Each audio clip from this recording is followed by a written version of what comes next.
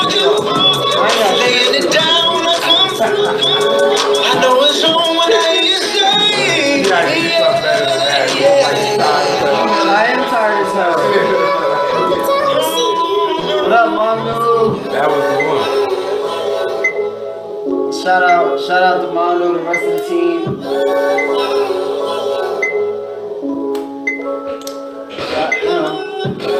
People don't get it. We only in year 2. Like we about to destroy the industry. We about to destroy the hip hop industry. We about to destroy the sports world.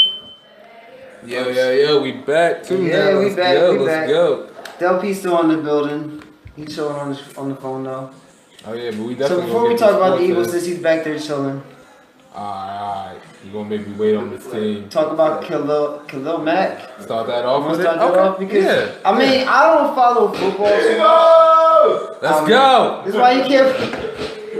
Football season is the worst for us because football fans be diehard. Yeah, but I mean that's how it is. We talked about that before. Football be making people go crazy. Be making people go crazy over their teams. But I mean the Khalil Mack thing. At the end of the day, him holding out. Let's start off with that. How do you just feel about a player in general holding out? Because they're talking about this man could possibly have leverage to hold out. He could hold out the whole year if you want. I feel like this when it comes to players holding out. You signed a contract. But I mean, if your market changes and then your production also changes, Doesn't matter. It does matter. Because if you... It does matter. What? Was that? No, sorry. No, you good. I didn't want to interrupt you, but I was kind of hoping I'd get mad, but that's all right. I'll show you later. Oh, Yeah? God. Yeah. Okay. But no, if you're... Yeah. Go ahead, do you, man. If you're, at the end of the day, if you're getting paid a certain amount on a rookie deal, you're getting paid that amount on a rookie deal. That's the contract you signed, but you got drafted. So you didn't really have an opportunity to really go ahead and show your work. That's the difference. After your rookie contract, then I mean, because we're talking about getting this man an actual deal for the market that he's worth off of his new contract. That's what we're talking about. See, here's the thing. My thing is you sign a deal. If there's a rule going into the NFL, NBA, baseball, whatever. Mm-hmm. If you go in, like players in the NBA got to sign a 3-year deal. You know what you're getting into. Right. But look at Devin Booker. He just signed an extension with Phoenix. Okay. And I mean, he's getting paid the max. Okay. And he was on a rookie deal. No, and that's what I'm saying. But if the team agrees to it, I'm all for it. Mm-hmm. You can't, like, if we're doing this show, for instance, we didn't know where we would be in year 1. Right. We didn't know where we'd be in, what is this, year 2? We're going into after year 2. We're going into year 2. All things NBA is going into year 3. Yeah. But we didn't know where this was going to end up. So let's say we signed a deal. Mm-hmm. And then all of a sudden we get picked up by let's just say Revolt TV, or we get picked up by, you get what I'm saying, like Sports Center, whatever. We get picked up. If we sign that deal, my feeling is once you sign a deal, just like if a rapper signs a deal, you sign the deal. Like you knew on some level. Yeah, like you knew it's a contract. Mm-hmm. I hear you with that. You get what I'm saying? Like if I knew. But then let me say this. Okay, so let's say you sign a certain. Let's put it in an artist sense. Let's say the artist signs a certain deal, right? And then they sign that deal, but when then they release an album, that album sells. Doesn't matter. 5 million records. Doesn't matter. But then they continue that. It's not the first time. Then they continue that. Don't you think that and now the parameters are different, but wouldn't you think you deserve to be paid for the amount of work that you're putting in? I mean, we have an artist right here. I mean, I'm just saying, it's like I get it. I'm just talking about for the work that you put in, and then the results, and then how you're being paid for the market. Here's the way I feel. Okay, we got Del P in the building. Shout out Del P. But he's in the back chilling. If Del P signs with Universal Records, let's say, he signs that deal for, let's say he goes for 9 points on the album. Right. Now he goes, let's just say Diamond on his next album. He's not expecting, nobody's expecting Diamond. You're not expecting Diamond. Mm-hmm. But let's say he goes Diamond. Doesn't matter to me. You signed that deal. Now if the label, in this case sports management, if the team decides that, okay, we're going to do what we can to keep him happy, then that by all means. But you can't sign a deal going in knowing what the terms are and then say, you know what, I'm doing better. Like, well, we're not just going off the jump though. I mean, Khalil Mack's not just doing this off the jump. He's doing this off of about 3 years actually of full production. But then that's where the team should step in and say, okay, you are doing better. But that's the whole point. That's the whole point. But if they choose not to, that's on them. That's on them, yeah, but that's why Khalil Mack's holding out, because he's saying, okay, this is on you, because it goes even deeper, because Oakland's been spending money in free agency like they just got buku money. Now, I get that. And then you've got a guy that's been with you for this long, going through all the bad years. You finally got a little bit of light now, because you got John Gruden as your coach, right? You got Jordy Nelson, Martavis Bryant over in free agency. You got the quarterback that you drafted, your quarterback for the future. So I mean, you got Marshawn Lynch behind you, running the ball, doing all that. I mean, what you have a promising future, but you're not paying the guy that's the most valuable person on your team. So then what you do is you do your numbers and you get the fuck out. Yeah, I mean, but he can't. He's under contract. How many years? I think he's got one more year. Are you out? Yeah, we about to ask you, man. Thank you, man. Shout out to Dumpy. You got any shout outs you want to give? Ali. Talk about it. The repeat is in effect. Go Birds. Alright, man. Love it, man. Appreciate love, you, man. man. Listen, shout out to Wordsmith, y'all. Wordsmith on iTunes, Google Play, Tidal, Amazon, Spotify, Pandora. Man. Trust me, go buy it. Y'all go get it. Go buy Wordsmith. Wordsmith. For the shirts too, man. Starting to line. I need one. Absolute. Yeah.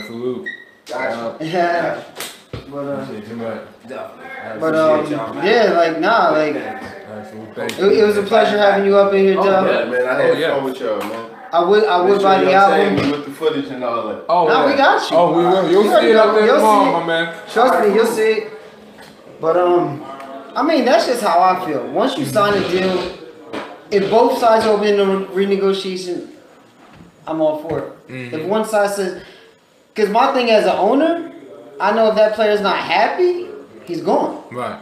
So I would deal my cards and I would choose wisely what I choose to do.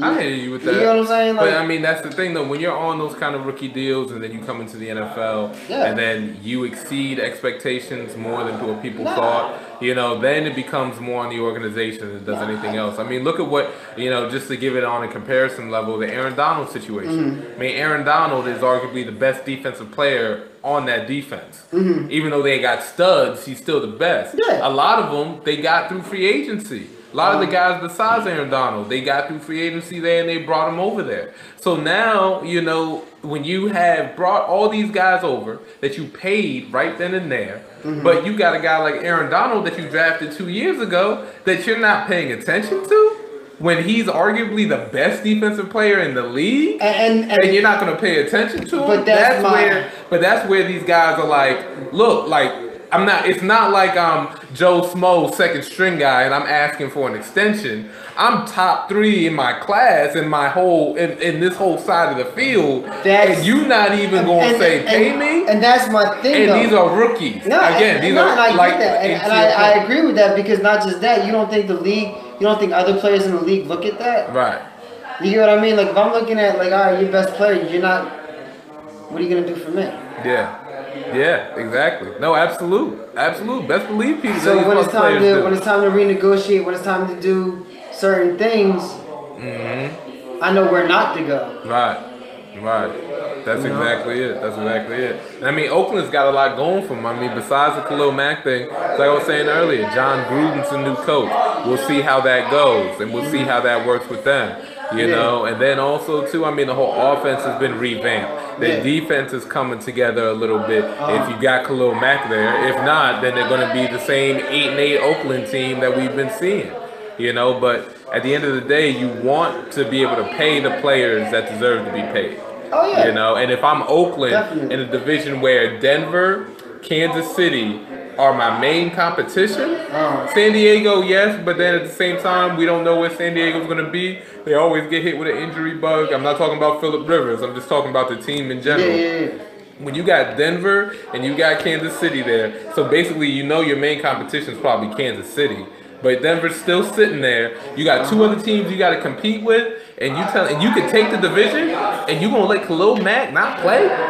See, that's my thing, but that's exactly what I say. You got to keep the players happy. You got to pick and choose what battles you do wisely. Absolutely. But you know what I'm saying? Because like if you're going all the way and your star player isn't happy and he's not playing, that could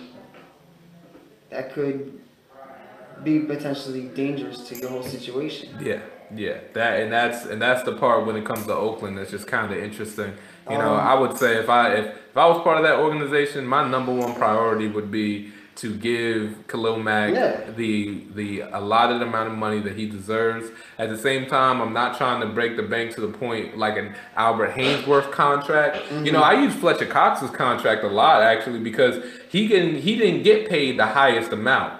Fletcher, when he got put up, because you know, I mean, if you like the Eagles or you don't, anybody can respect that Fletcher Cox is one of the top 5 D tackles in the NFL. Yeah. He is. He's one of the top 5. So then, when you're looking at paying a guy like that, you know, you don't want to go crazy and put all your money into that one person. You want to make it flexible, but you want to make sure that that person is respectfully paid for the production that they've given. Now, Fletcher has been in the league for a little bit, you know, but, you know, when you're talking about guys like Khalil Mack and all them, they're the newer generation that's coming in saying, well, my body's going to be used up in 8 years. Like in 8 years, I'm not going to be able to get this contract anymore. In 5 years, I might not be able to get this contract. So right now, they're looking at it like, I got to get paid for what this market is allowing me to get paid. I get that, but my thing is like, I'm looking at things from the NBA side.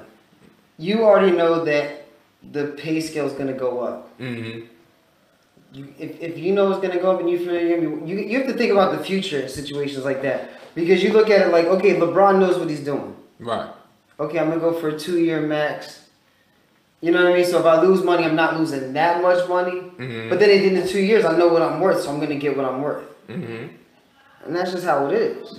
Yeah. But you can't do that in football.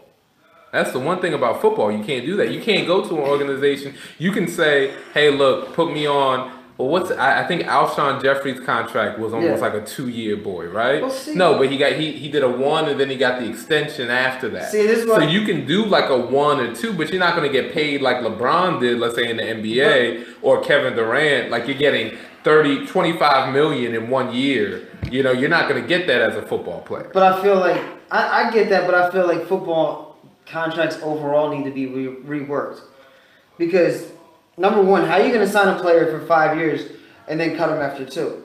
With no regrets. Well, see, that's football. Because they say, all right, so they're going to cut that player because now that money that's on the contract, it's only guaranteed to a certain point. And that's what I'm saying. Like, you know, if you sign a deal and you get injured, they just cut you. They just cut you. But you signed a contract. So, not even if you get injured. Look at what Des Bryant just went through. Yeah. I mean, Des Bryant just got cut, and they just said, look, we'll pay you the money that you guaranteed, and then after that, we're done. And that's what I think needs to be reworked, because when you start doing stuff like that, players realize they got to start looking out for themselves. Absolute. And I mean, that's what the whole back and forth battle between players and these now teams is in either sport. You know, because just like when it goes to basketball, it goes to football, baseball, you don't see it as much. You really don't, because they don't even. I mean, baseball players get paid. I mean, they really do. They actually get paid. And the AA guys, all that, they may not, but you know, the majority of baseball players get paid, and that money is given to them. But when you're talking about basketball and football, it's hard for players to have a trusting relationship with the owners and the people that they have to talk to every day, rather than, and then vice versa for the owners and everything. They're just trying to pay these players and look, we paid you, go out there and play. You know, and it's kind of like a double-edged sword. So it's like, so all the talent and everything that I'm providing for you, you can't give me the respect of just having a conversation sometimes or anything like that. Like you have to go about, like the Des Bryant thing, as much as Des probably didn't deserve to be paid as one of the top 10 wide receivers this past year, you still could have had the conversation with him because he still was a respectable, damn good wide receiver. You know, so you could still at least say, hey, look, we're not going to cut you, but we have to work something out. Exactly. You know, and Dez gets pissed off at the end of the day because he's like, look, you just cut me. Like, you just cut me. You cut me from the Dallas Cowboys. I mean, it doesn't even make sense for the Cowboys at the end of the day, because it was like, all right, so you cut me, but you didn't get nothing back from me. So if I'm a Cowboys fan, I'm looking at that like, so we cut Des Bryant and we got nothing in return for Des Bryant. See, at least trade him. Right, like at least trade. But then, you know, other things go into that aspect. You know, I'm just using Dez as an example. I get that. But, you know, it's hard. It's hard. Didn't Dez get picked up by the Browns? Or is that still being worked out? It's something that's been talked about. So, I mean, they're talking about it. You know, I mean, I think that would be a nice little destination. I don't know if that would mess up their plans at all as the Browns, because they got a nice little core of wide receivers. I mean, if you saw from the last preseason game last week, they're going to have an offense. They're going to have an offense, whether it be Tyrod Taylor or Baker Mayfield up there. The Browns are not going to be the 0-16 Browns next year. I'm not going to say they're going to be 10-6, but I think they will definitely be hovering around that 500 range. They'll be hovering around 8-8. Too much faith in quarterbacks. After Johnny Manziel, I don't. Well, you know what's funny? Like, okay, so I've actually looked up some videos on Johnny recently. I think he had like what, 6 turnovers in his game? In the CFL game, right? Yeah, the last one he had 4 interceptions in. And he got rocked a couple of times in that game too. But what's crazy about it is like I when I'm watching him, I don't judge his performance on like how many interceptions he threw or anything else like that. I'm honestly just happy to see that the guy's out there playing football. And I think that's a good thing. I think because at least for me, I'll say that it allows me to look at him, just say, okay, so he's out there and he's playing football. Yeah. You know, and I'm not looking for Johnny Manziel to be Johnny Football. I'm not looking for that. I'm just wondering if one day maybe he might. He might. I think because he's still young. Right. I think he absolutely has the talent to do it. You know, but I think it's good that we're not looking at him as Johnny Football anymore. Maybe that's what it was with him. Maybe the pressure and the fame and. Like, they said he was famous before he even, you know what I mean? Mm-hmm. Yeah, exactly. They did. I mean, he ran Texas A&M, basically. When he was down there, that was basically his school. Yeah. You know, Kevin Sumlin had him down there. And Kevin Sumlin's had a couple of different products come down there and work through that system. But at the end of the day, Johnny Manziel was the one guy that stood out. You know, and then became the entity that he became. I mean, when he beat Alabama, you know, and made those plays doing that, that's what really solidified him, you know. And then, of course, remember, he had Mike Evans as a wide receiver, too. That helps. Mike Evans helped me in fantasy, too. You know, Mike Evans was the reason I got 3rd place. Like that'll help you a lot when you're throwing a deep ball down to him every single time. You're right. You know, I mean, he had a great situation down at Texas A&M, and then when he came to the Browns, I mean, it almost did him disjustice to be the #1 pick, because he should have been going to a team who was like down in the 20s and the 30s, and they would have helped him become a better player than probably what the Browns situation was, of him just kind of being thrown out there and saying, hey, let's fix the Browns for us. Yeah. When nobody really can fix the Browns, it's going to take a whole team and an organization to do that. You're right. Well, we'll see. Let's take a quick break real quick. All right. I'm about to play this joint. Now we can play some football joints. Yeah. Now everybody send me football joints. So we're going to play this Cam Newton joint featuring PNB Rock. Oh, and then we can talk about the Cam Newton beef right after that. We can talk about that. We can definitely talk about that. Oh, man. Gotta see if we can try to grab some people see if Adam or anybody wants to call in right now. Well, wait. We're running on. She got me Cam Newton because of the way I do my dad. We got 25 more minutes. So, my pinky to y'all because that's the way I do my dad. She called me Cam Newton because the way I do my dad. My pinky to y'all because that's the way I do my dad. She called me Cam Newton because the way I do my dad. If I hit your chick, I promise you won't get it back. Booty on the corner, had to watch out for them jacks. 6'3" in the club like Stephen Curry in a Mack. Wasn't in the street, but I was right there in the track.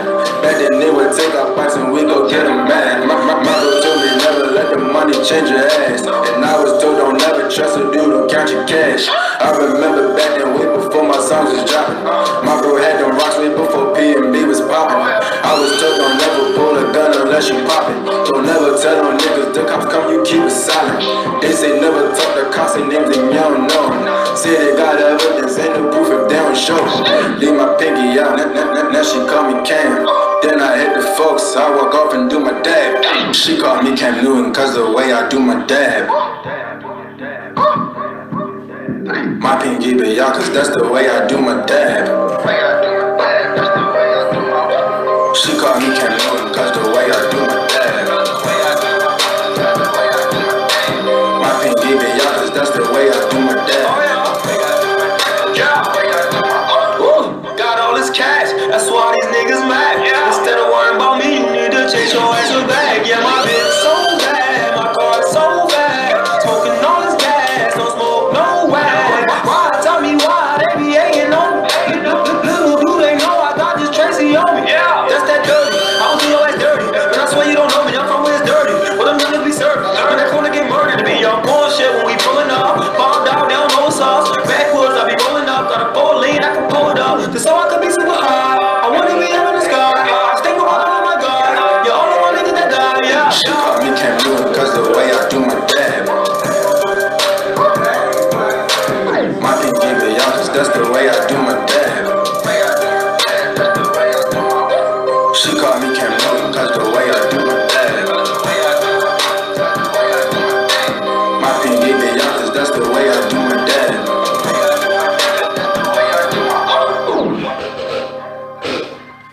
Hey, we back. Okay, so Cam Newton. What happened with that? Yo, so I saw this video. I don't know if you got a chance to see it. It's up on your Bleacher Reports, ESPN. You can just Google it and you can probably find it somewhere out there. But you won't be able to get the whole story unless you read the articles about it. So basically, Cam Newton he posted a video up talking about, I think this was on his Instagram, I want to say. Either his Instagram or his Facebook, but he posted, or Snapchat, whichever platform, but he posted up a video kind of taking, and this was a recent video, kind of taking a shot like, you know, I want my friends to be like walls, you know, I don't want them to change. You know, I don't want them to change. And then so last week when they were playing the Bills in the preseason game, there was a little moment where Kelvin Benjamin was talking to Thomas Davis. And when he was talking to Thomas Davis, you couldn't really hear that much in the audio. You really couldn't hear that much at all, to be honest with you. But you could just see the body language and everything. And from one of the articles I was reading, the guy was saying that he was mouthing basically, you know, I thought we were still cool, like what's going on, right? And then so Cam Newton comes up to them both, and he comes up and, you know, then next thing, his hands are behind his back like this, you know, throughout the whole time. His hands is like this. Because I basically, to me, that was basically saying like, look, I'm just here to talk. And my thing was, have you ever come up to somebody like that you know you got something to say to, right? And then like all of a sudden, are you like, have you ever thought to put your hands back here? Have you ever thought that, or ever thought to just be like, look, it's not a problem, my man. Like that's almost how it came off to me. Like it came off like, look, I'm feeling like I want to swing on you right now, but I'm gonna just wait, you know? Because I was sitting there like, why you even got to make it that big of a deal, Cam? But Cam's that kind of guy, so whatever. But then they was talking, they was chopping it up. In the video, it kind of looks like Cam a little frustrated at points, Kelvin's a little frustrated at points, and then Cam just kind of walks it off, waves it away, and says, you know, whatever, and just walks off, right? And I felt that was kind of interesting because in the report, Kelvin Benjamin had said something about Cam. You know, well, not about Cam, but he had basically said that he didn't want, like, he felt like he wasn't being, like, he couldn't grow there. Like there wasn't nothing for him in Carolina, you know, like he just didn't have a good time in Carolina, you know, and that kind of it's a petty beef to me, but then at the same time it's like why are you talking about it?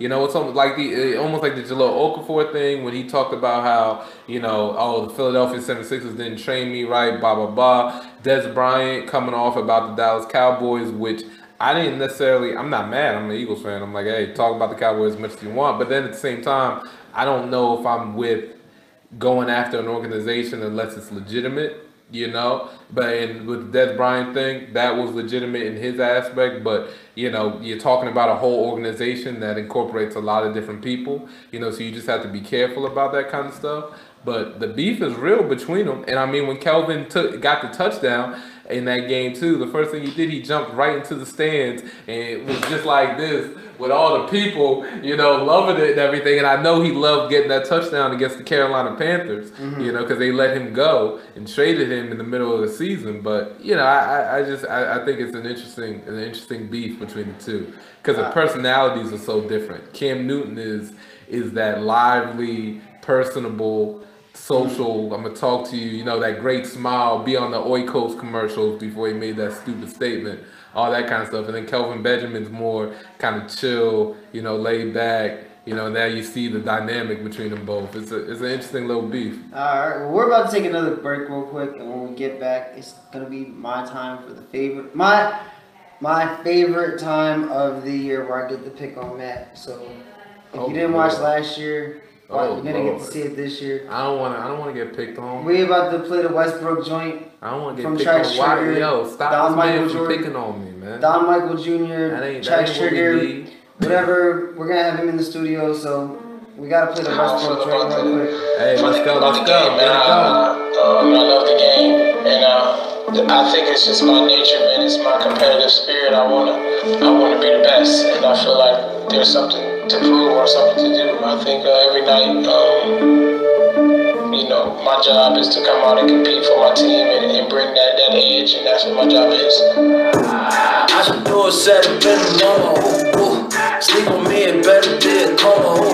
I wanna apologize, I'm the guy. She with me, she don't never pick a phone up. I bet you I'll be where they said I wouldn't, yeah. Doing everything they said I couldn't, yeah. Tell me who gon' stop me, Take your best shot, paparazzi. I was hot when Ringo found me, yeah. See, I'm just trying to get this triple double. Yeah, this is 6 figures on a humble. Yeah, championship team when we come. Yeah, we all get in the ring, Royal Rumble.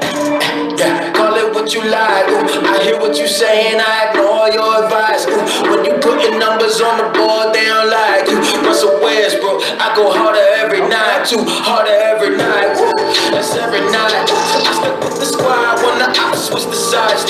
They might say I lost, but don't say I didn't find you. Russell Westbrook, I go harder every night, too harder every night. Get my super phone when you talking.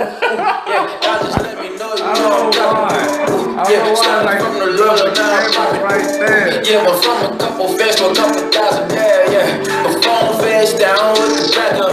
She got her own face down with her ass up. I can throw the oop to you, it's fine. I ain't got no problem dropping dimes. Shots out of New Jersey, see we get it.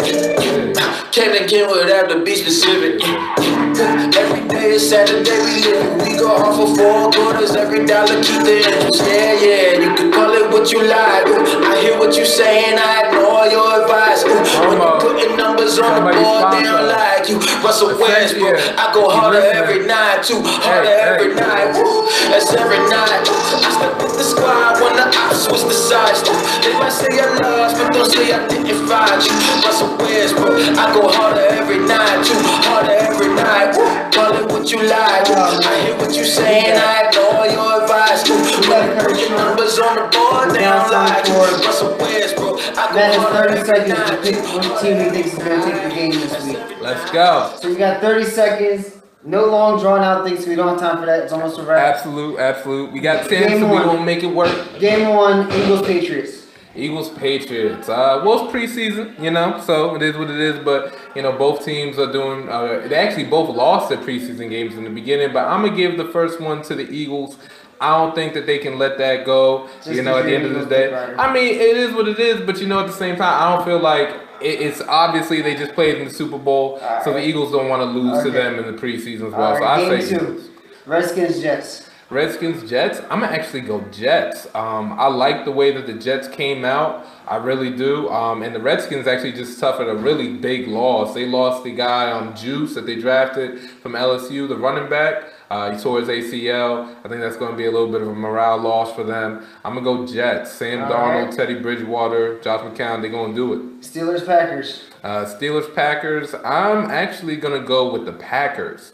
From the things that I watched on the Packers, I know Aaron Rodgers is going to play a little bit more in this game, but I actually like the Packers in this one against that defense, and especially against the backups when it comes in at the end. So I'm going to go Packers with that. All right, Falcons-Chiefs. Falcons-Chiefs.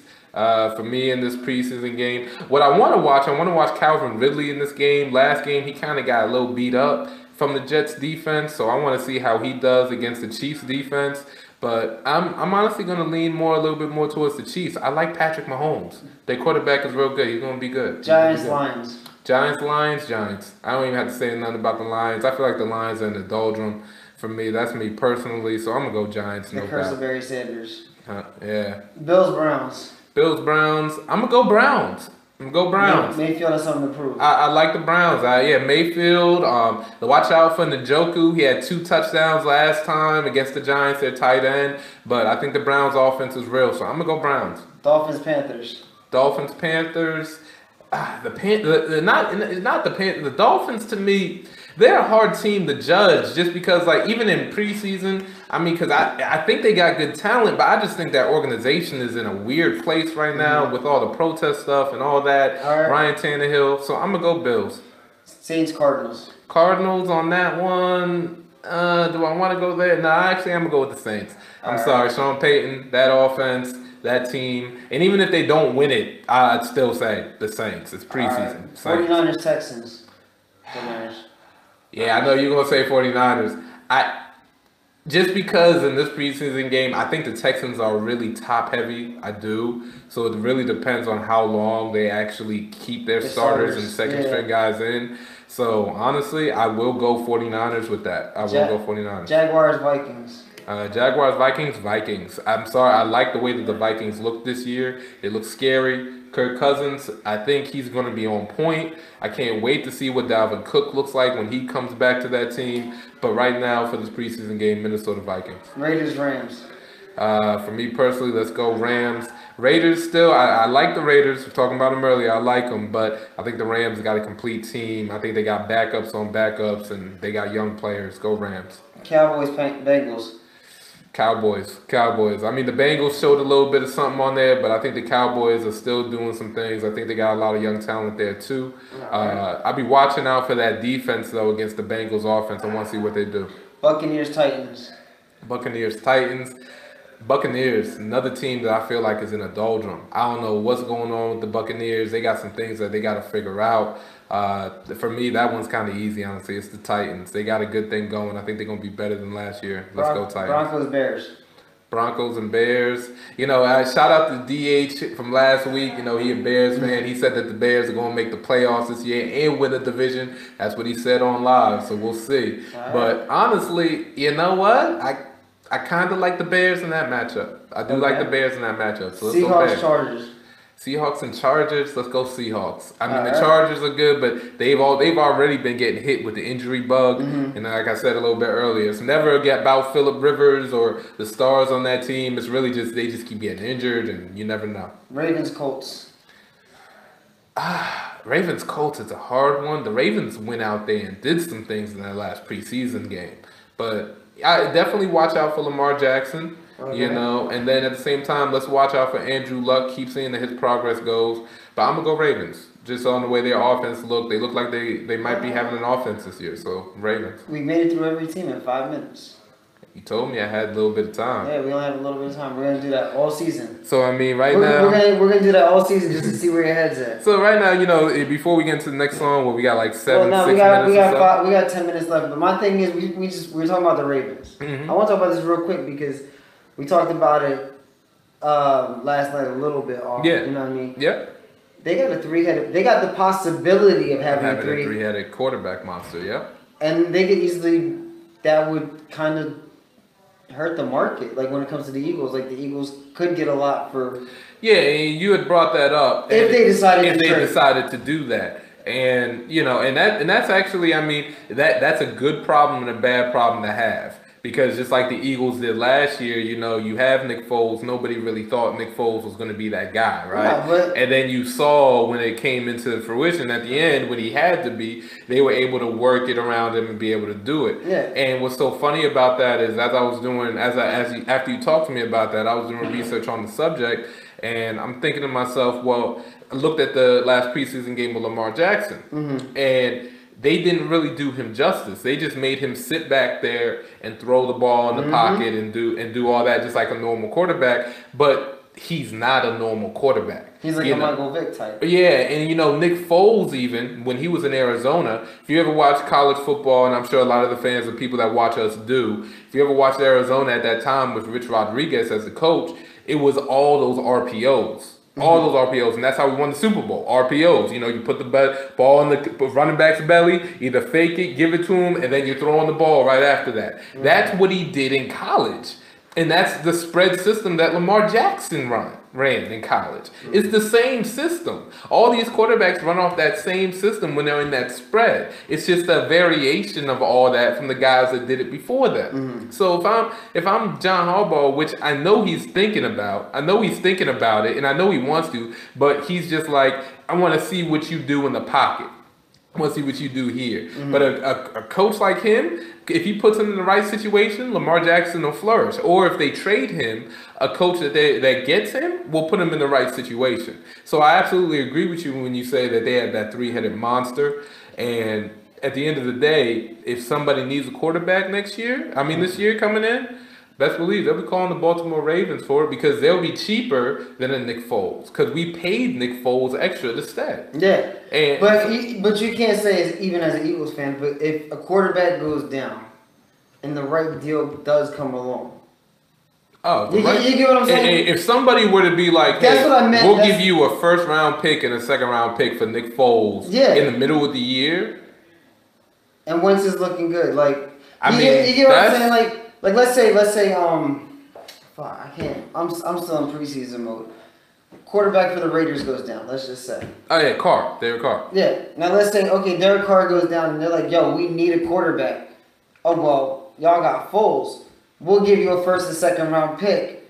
But then all of a sudden, Baltimore comes in and they say, well, we got 3 quarterbacks. Right. I got Robert Griffin that's on a veteran minimum deal. And then I got Lamar Jackson, who I just signed. Exactly. But the one thing is to get rid of Joe Flacco, that's hard. That's hard, but let's say they were because that contract is set in stone. You guys are willing to take Foles for a first and second pick. Well, we'll give you Flacco for a first round pick.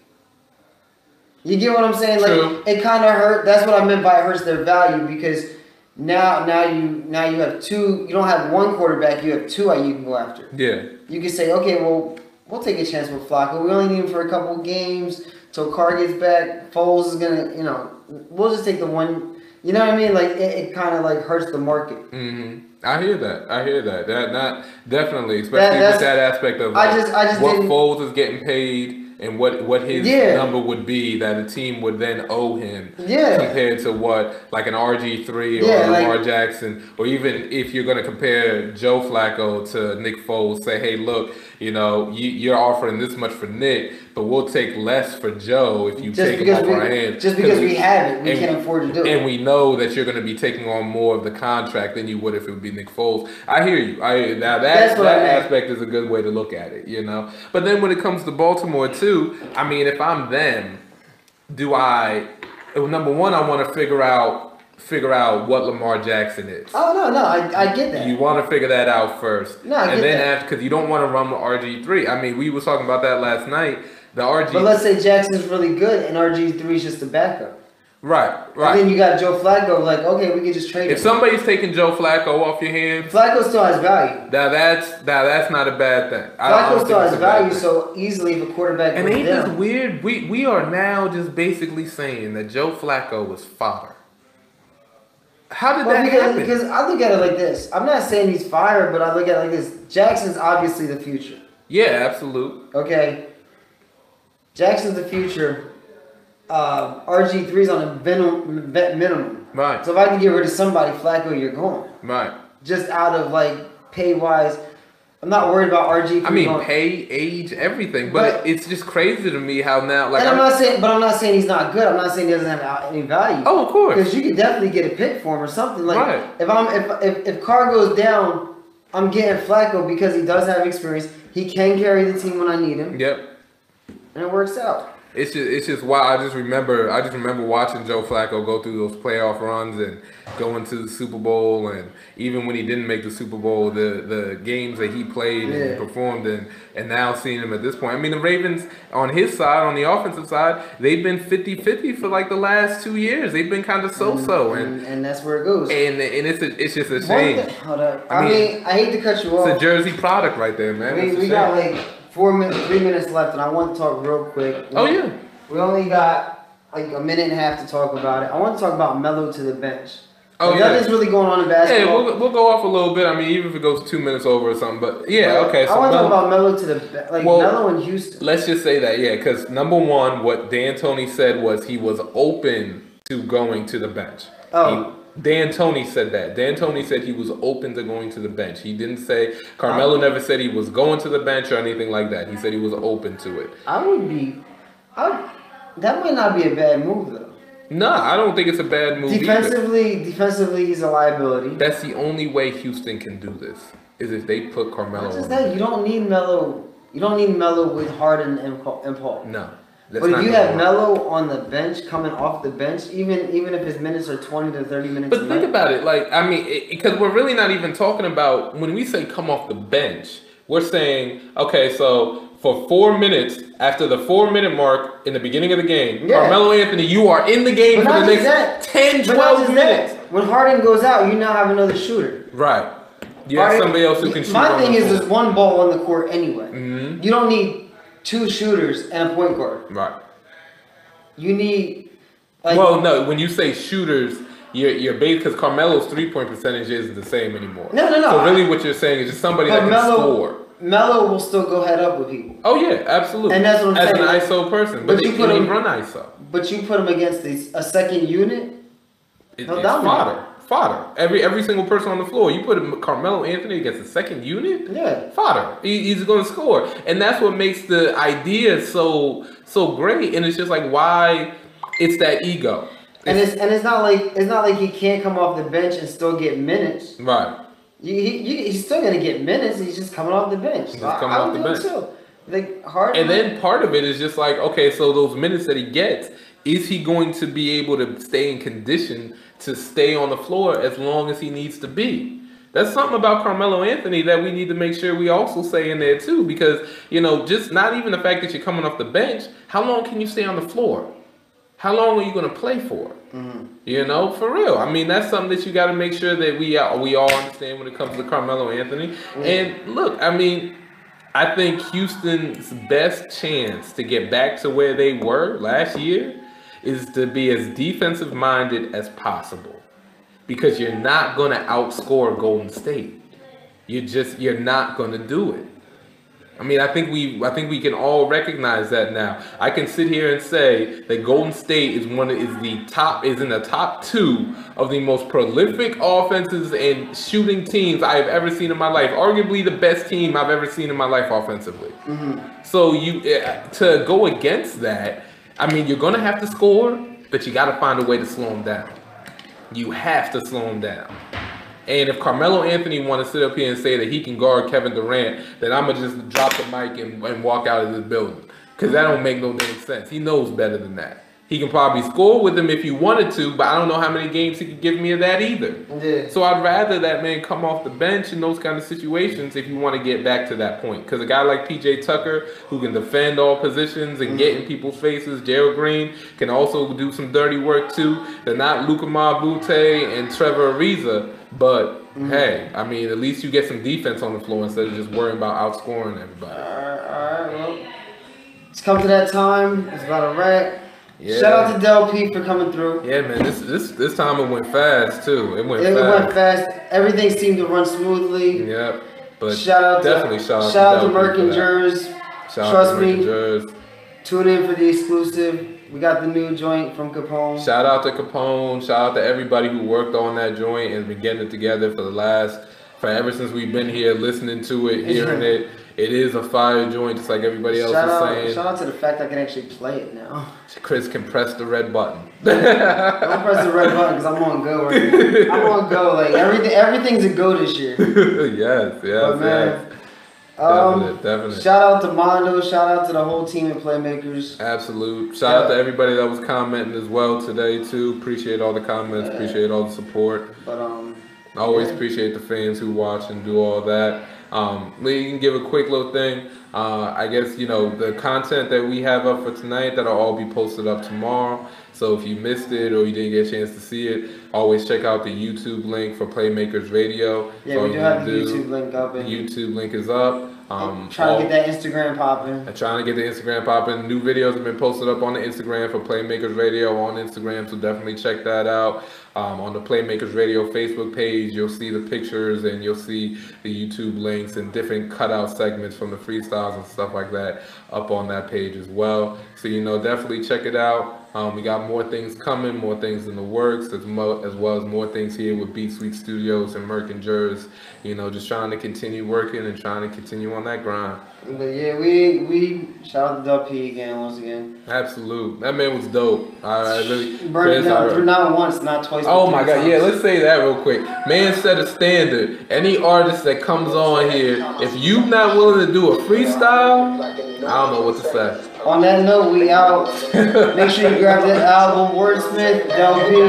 Yes, absolutely. On that note, back to Wordsmith. I guarantee that I will spark the brand that we use. That's our job. It's to spark. We might not be, but let's not be selfish. Let's not talk about how we're living back down. I don't know. This is learning the flow.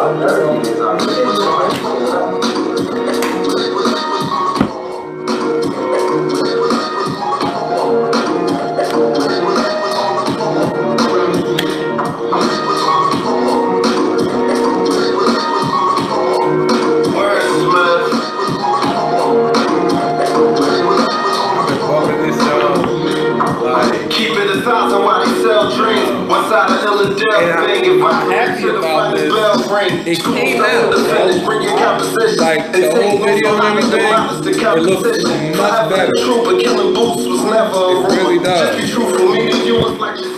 doesn't look as soft.